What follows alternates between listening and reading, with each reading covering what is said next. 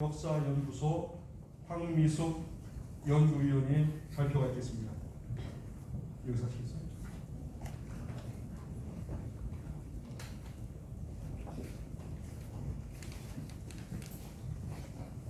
황미숙 연구위원께 큰 박수를 부탁드리겠습니다.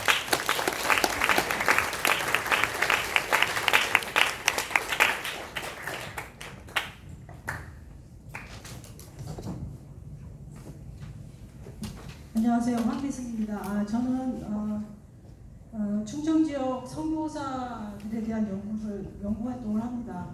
진작에 논문을 썼어야 되는데 이제야 준비를 하고 있었는데 마침 이런 행사가 있다고 해서 발표를 하게 됐습니다. 자료를 보면서 설명을 하도록 하겠습니다.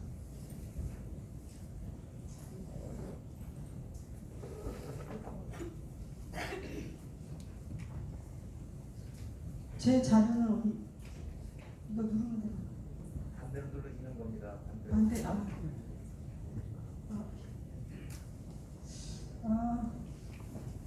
윌리엄 선교사 부부의 교육 선교입니다.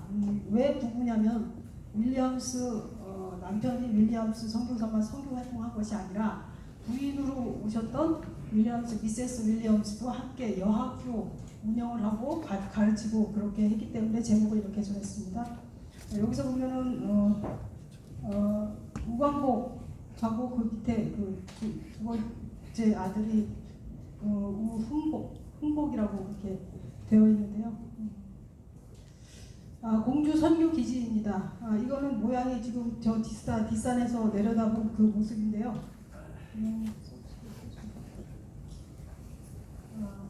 선교 기지를 볼 수 있고요. 죄송합니다.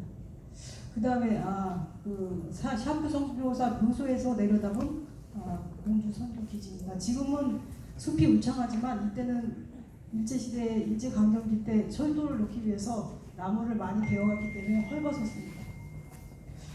국감리회의 선교사로 파송받았죠. 그 선교 거점은 이 공주에는 언제 설치됐느냐? 1909년부터 본격적으로 스웨어러, 그 다음에 맥길 샤프, 그 다음에 윌리엄처럼 케이블 선교사가 들어옵니다.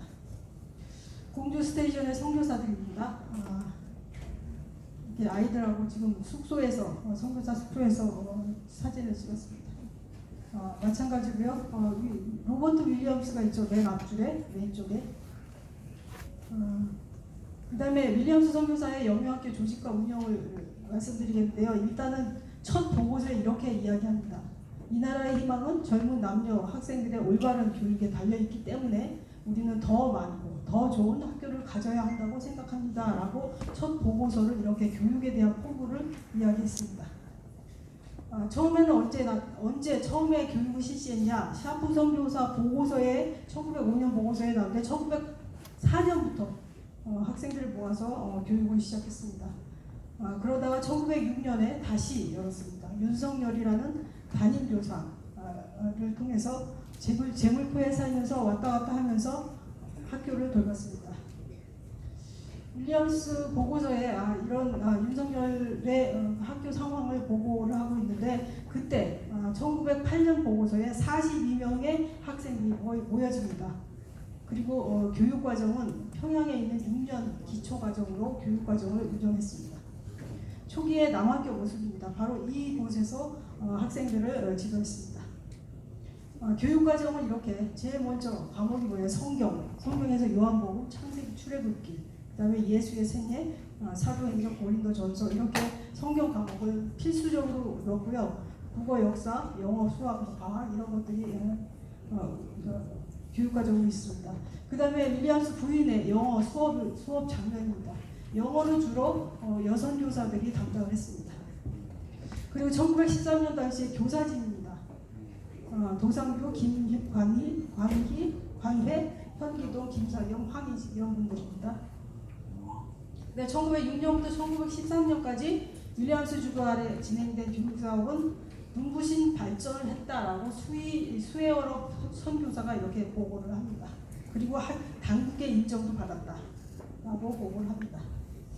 그리고 통계를 보면 1908년에 3명이었던 재학생이 13년 되면 29명이 되고요. 졸업생도 이렇게 5명 정도 나오게 됩니다.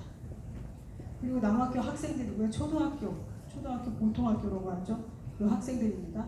그리고 고등학생들, 그리고 기숙사입니다. 여기 학교는 기숙사에서 운영을 했습니다. 그리고 기숙사에서 자는 모습이죠.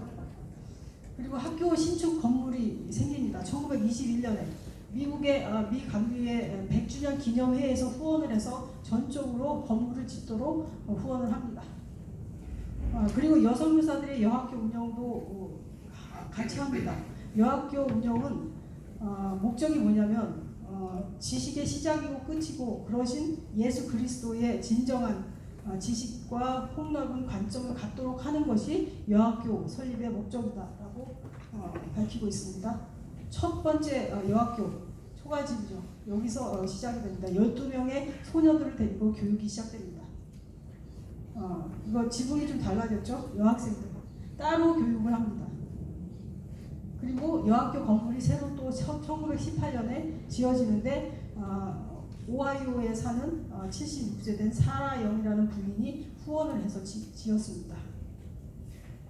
그리고 윌리엄스 부인이 전적으로는 아니지만 같이 여학교 운영에 참여하면서 가장 고민했던 게 뭐냐면 기독교 학교로서의 정체성 유지입니다. 이것은 왜 그러냐면 일제시대였기 때문에 학교를 인감하기 위해서는 기독교 색채가 점점 줄어들 수밖에 없는데 그거에 대한 고민이 있었어요.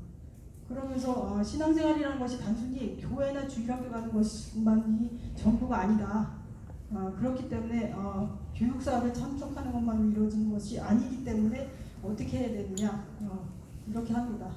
5학년, 6학년 개별 면담을 통해서 신앙을 전공하고요. 그 다음에 강의 내용을 통해서 인간관계에서 기독교, 그 다음에 연인과의 관계의 기독교 이런 것들을 강의하면서 학생들한테 계속 기독교적인 정체성을 심어줍니다. 그러면서 그 소녀들에게 변화가 나타납니다.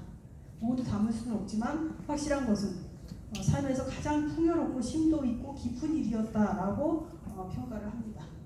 그리고 가장 중요한 건 1930년대가 되면 남녀 7세 부동성 그리고 남존 여비 관습이 깨지기 시작합니다. 그건 뭐냐면 같은 장소지만 따로 공부를 했거든요. 여자 남자 절대로 같이 운동장도 같이 쓰지 않고 이랬어요.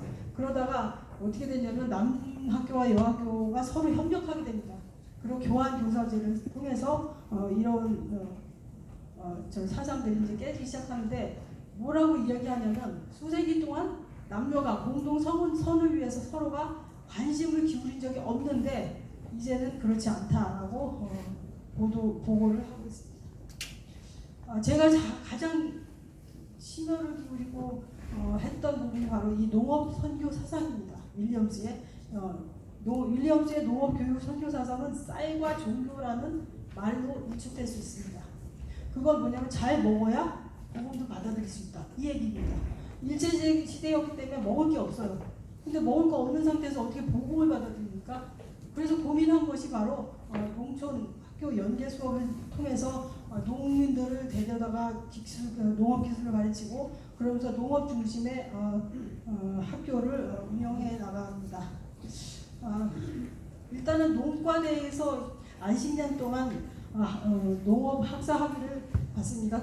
그러면서 농업에 특별히 관심을 갖고 이 얘기는 제가 최근에 이면철 선생님을 통해서 팜플렛을 알게 됐습니다. 선교 팜플렛 Rice and Religion in Korea라는 감리교 선교 팜플렛을 통해서 윌리엄스 선교사의 농업 선교 사상을 알게 되었습니다. 그래서 최근에 제가 밝혔습니다. 이렇게 현재 문제는 뭐였냐면 여러 해 동안 선교사들이 청년들을 교회 목회자로 훈련시키고 시골에 파송하면 먹고 살 게 없는 거예요. 그래서 어떻게 해야 되냐? 농업을 가르쳐야 되겠다. 그래서 농업을 가르치기 시작합니다. 두 번째는 뭐냐면 농촌이나 그런 농촌에서 온 대부분의 학생들이 공부를 하고 졸업하면 다 도시로 떠난다는 거예요. 도시로 떠나면 주로 그 농촌이 점점 지식인이 사라지고 이렇게 된다는 것입니다. 그래서 결국은 농촌 중심, 농촌 학교 연계 수업을 진행을 하게 되는 것이죠. 여학교 역시 마찬가지로 이런 교육을 하게 됩니다. 자, 교육하는 모습입니다. 대장간 생산품을 만들죠. 실제로 연습하고 만들게 됩니다. 그 다음에 쟁기질을 하는 거를 배우게 돼요. 그 다음에 이것도 쟁기 사용하는 것이죠. 그리고 납땜을 하는 모습입니다. 그리고 가만히 자르는 실습을 하게 되는 것이죠. 그리고 채소밭에 거름을 주는 모습입니다. 모자를 만들고 있는 모습이고요. 그리고 모내기, 그 다음에 여학생들의 양장, 그리고 주스 만드는 모습, 그리고 미싱하는 미싱 실습의 모습, 이것도 역시 양장 모습이고요. 결국은 윌리엄스의 농촌 학교 연계 수업 성과를 통해서 학생들이 노동 중시의 기독교적 이념을 마음속에 품게 되었다라고 보고를 합니다. 그리고 농민들의 일상생활에 있어서 충분히 친근감 있고 지식을 가진 그런 목회자가 나온다. 목회자가 나와서 활동하게 되었다. 그리고 두 번째는 복음의 메시지의 마음을 여는 수단으로 농부의 일상적 관심에 대해서 지적으로 이야기할 수 있게 되었다. 이렇게 평가를 합니다. 그리고 1940년에 떠납니다. 떠나기 직전에 선교사들이 모여서 단체 사진을 찍었습니다. 떠나는 모습이죠. 윌리엄스의 그 차입니다. 떠나는 모습이다. 윌리엄스는 어떻게 하면 굶주리는 사람들을 위해서 땅을 잘 이용해서 먹이고 복음을 전할 것인지에 대한 그런 지식이 필요하다고 늘 생각했어요. 그래서 이 영명학교를 중심으로 농업이 발달하고 그 영명학교뿐만 아니라 충청지역뿐만 아니라 한국 전 지역에 다니면서 농업에 대한 강의를 진행합니다. YMCA하고 협력을 해서 농업에 대한 강의를 진행하고 그래서 한국의 그 신문지상에서는 뭐라고 평가하냐면 사학계의 공로자라고 평가를 합니다. 그리고 돌아옵니다. 1945년에 우리나라가 광복되고 돌아와서 가장 먼저 한 말이 나도 만세를 부르고 싶습니다 라고 이렇게 신문지상에 냅니다. 한국을 얼마나 사랑하고 피 압박된 우리 민족에 대해서 고민도 많이 하고 잘 먹이고 복음 전하려고 했던 그 윌리엄스 선교사의 정신을 회복해왔습니다. 이상입니다.